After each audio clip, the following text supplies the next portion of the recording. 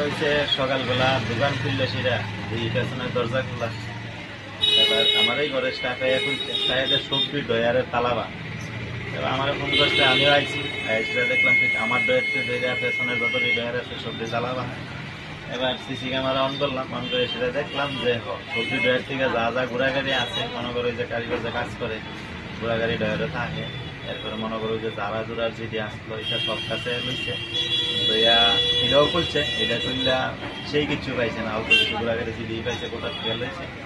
লইয়া যাওয়ার সময় এই পেছনে যে আমরা ঘর জারা দিয়ে সবসময় জারা জোড়া দিয়ে যে থালি দিয়ে ভালো না গাতার গাতার থালি দিয়ে নিচ্ছে।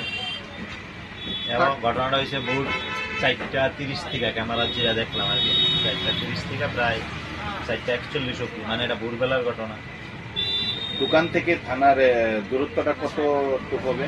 100 মিটার হইতো না, এই তো থানা, এই যে আমার লেফট সাইডেই থানা।